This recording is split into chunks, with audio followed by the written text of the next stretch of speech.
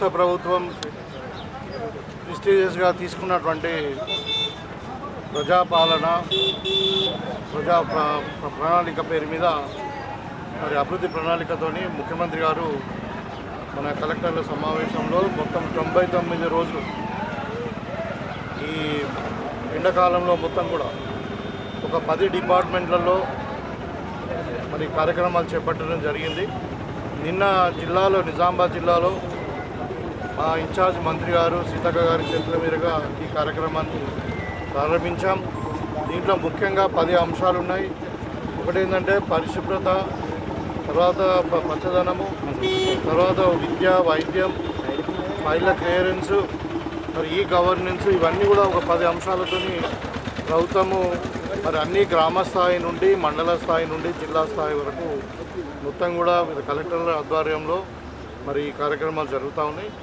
ఇవాళ Khanapur Kaluru division number 1లో మరి ఈ పరిశుభ్రత మీద కార్యక్రమాన్ని ప్రారంభించడం జరిగింది. ఇవాళ రాష్ట్ర ప్రభుత్వం యొక్క లక్ష్యం క్లియర్గా ఉంది. ఏంటంటే తెలంగాణ అభివృద్ధి లక్ష్యంగా తెలంగాణ ప్రజల యొక్క జీవన ప్రమాణాలను పెంచడం, మరి ఉన్నత స్థాయిలో తెలంగాణ ప్రజలు జీవించాలనే ఉద్దేశంతో, అంటే లివింగ్ స్టాండర్డ్స్ అంటారు, లివింగ్ స్టాండర్డ్స్ను పెంచడానికి మరి సమగ్రమైన అభివృద్ధి తెలంగాణకు అవసరమని చెప్పి మరి ఒక గవర్నెన్స్లో ఒక రిఫార్మ్ తీసుకొస్తూ ఉన్నారు. మొత్తం కూడా పేపర్లెస్ ఈ గవర్నెన్స్ ఉండి ప్రతి సంక్షేమ పథకానికి మరి ఫేషియల్ ఐడెంటిఫికేషన్, అంటే ఐరిస్ కానీ ముఖం అంటే దాన్ని ఐడెంటిఫికేషన్ చేయడం ద్వారానే సంక్షేమ పథకాలు రావాలని, అంటే దాంట్లో అంటే లోపాలకు అవకతవకలు లేకుండా చేయడానికి అక్యురసీ కొరగా చేశారు. సో అదేవిధంగా మరి క్లీన్గా ఉండాలి, తర్వాత గ్రీనరీ పెంచాలి, మళ్ళీ ఫైల్ అని కూడా త్వరితగతిగా పెండింగ్ ఫైల్స్ ఏదైనా కానీ అది అన్ని డిపార్ట్మెంట్కి సంబంధించిన ఫైల్స్ అన్ని కూడా క్లియర్ చేయాలి అని చెప్పి ఒక సమగ్రమైన ఒక కార్యాచరణ 99 రోజులు తీసుకున్నారు. సో రాబోయే వర్షాకాలంలో కానీ రాబోయే వ్యవసాయదారులకు పంట కాలంలో కానీ మరి ఎక్కడ ఇబ్బంది కాకుండా మరి ఈ కార్యక్రమాన్ని చేపట్టడం జరిగింది. ఇవాళ ప్రతిపక్షాలు చాలా మాట్లాడుతూ ఉన్నాయి. మొన్న మా ముఖ్యమంత్రి గారు ఏమన్నారంటే రాహుల్ గాంధీ గారి కుటుంబం, రాహుల్ గాంధీ గారి తల్లి ఎవరైతే ఉన్నారో సోనియా గాంధీ గారు మరి ప్రైమ్ మినిస్టర్ పోస్టు తీసుకోగలిగినా కానీ తీసుకోకుండా త్యాగం చేసిండ్రు. తర్వాత ఇందిరాగాంధీ గారు దేశం కొరకు త్యాగం చేసిండ్రు, మహాత్మా గాంధీ గారు దేశం కొరకు త్యాగం చేసిండ్రు, రాజీవ్ గాంధీ గారు కూడా, ముగ్గురు కూడా దేశం కొరకు ప్రాణాలు అర్పించారు. మరి మా కుటుంబం మొత్తం కూడా, వాళ్ళ కుటుంబం అంతా కూడా దేశం కొరకు త్యాగం చేసినటువంటి కుటుంబం, మరి స్వాతంత్రం కొరకు పోరాడినటువంటి కుటుంబము, ఆస్తులు దేశానికి ఇచ్చినటువంటి కుటుంబము, ప్రాణాలే కదా ఆస్తులు కూడా అన్నీ ఇచ్చారు. మరి వాళ్ళకు డబ్బులు అవసరం లేదు. అవసరం అనుకుంటే ప్రతి కాంగ్రెస్ కార్యకర్త ఒక 10 రూపాయలు జమ చేసి ఇచ్చినా కానీ 1000 కోట్ల రూపాయలు అవుతుంది. దానికి ఇబ్బంది లేదని మా ముఖ్యమంత్రి గారి ఉద్దేశంతో మాట్లాడితే దానికి డ్రామారావు ఉన్నాడు ఒకడు. ఆ డ్రామారావు ఈ కిషన్ రెడ్డి, ఇద్దరు తోడు దొంగలు, వీళ్ళిద్దరు బీజేపీ టీఆర్ఎస్ కలిసి వాళ్ళంటారు రాహుల్ గాంధీకి 1000 కోట్లు ఇస్తాడంట రేవంత్ రెడ్డి. మరి ఎక్కడికి వెళ్ళి తెస్తారు వీళ్ళు, మరి ప్రజలకు ఇవ్వడానికి రైతు భరోసా ఇవ్వడానికి డబ్బులు లేవని మాట్లాడుతూ ఉన్నారు. అంటే ఇక దీనికి ఇక అంటే పరిస్థితులను వక్రీకరించడానికి ఇక పరాకాష్ట ఇంతకంటే ఉండదు. వాళ్ళకి ఏమీ లేదు. ఇప్పుడు ఈ ప్రభుత్వం మీద విమర్శించడానికి అంశాలు లేవు కాబట్టి ఇలాంటివి పట్టుకొని సోషల్ మీడియాలో స్క్రోలింగ్ చేస్తూ ఇవన్నీ చెత్త కార్యక్రమాలు చేస్తూ ఉన్నాడు ఈ చెత్త రామారావు. మరి ఇలాంటి పద్ధతులు మానుకోండి, మీకు ఇక మనుగడ లేదు.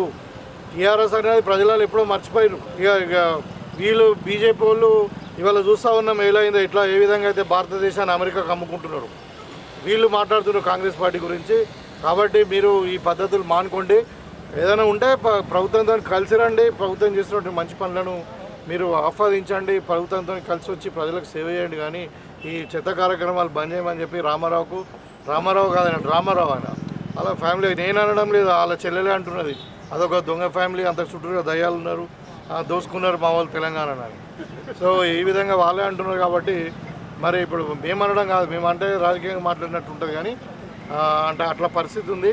ఇక బీజేపీ వాళ్ళకైతే వాళ్ళకి అసలు ఒక ప్రణాళిక లేదు, ఏముండదు కాదు, ఒక అభివృద్ధి లేదు. ఇంకా యాక్చువల్లీ ఇన్ఫ్యాక్ట్ ఈ దుర్మార్గులు ఏం చేస్తున్నారంటే ఈ కిషన్ రెడ్డి వీళ్ళందరూ కలిసి తెలంగాణ ప్రజల ఓట్లు వేపించుకొని ఇలా తెలంగాణకు రావాల్సిన ఫండ్ను రాకుండా చేస్తారు. తెలంగాణ అభివృద్ధిని అడ్డం పడుతుంటారు. నీకు దమ్ము ఉంటే కిషన్ రెడ్డి నువ్వు కేంద్ర ప్రభుత్వంతో కొట్లాడి నువ్వు ఫండ్స్ తీసుకురా, ఇవాళ రేవంత్ రెడ్డి గారు తలపెట్టినటువంటి మెట్రో ఎక్స్టెన్షన్ కానీ, మూసీ రివర్ ఫ్రంట్ కానీ, మరి ఇంకా అది ఔటర్ రింగ్ రోడ్ ఏది మన RRR కానీ, దీనికి నువ్వు డబ్బులు తీసుకొచ్చి తెలంగాణ అభివృద్ధిలో నువ్వు పార్టిసిపేట్ చేయి. కానీ ఇక్కడ ఓట్లేసి గెలిపిస్తే వీళ్ళు గుజరాత్లో పాట పాడుతున్నారు, తెలంగాణకు వ్యతిరేకంగా మాట్లాడుతున్నారు.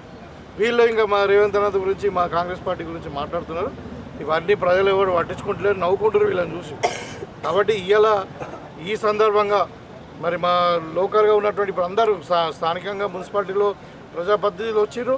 అదేవిధంగా గ్రామ పంచాయతీలో కూడా గ్రామ సర్పంచులు, మళ్ళా ఏది వార్డు మెంబర్స్ అందరూ వచ్చారు. కాబట్టి ఇవాళ గ్రామాలలో, పట్టణాలలో మరి 99 రోజులు ఏదైతే ఏది కార్యక్రమం తీసుకున్నారో ప్రభుత్వం, దీన్ని 100% సక్సెస్ చేస్తాం.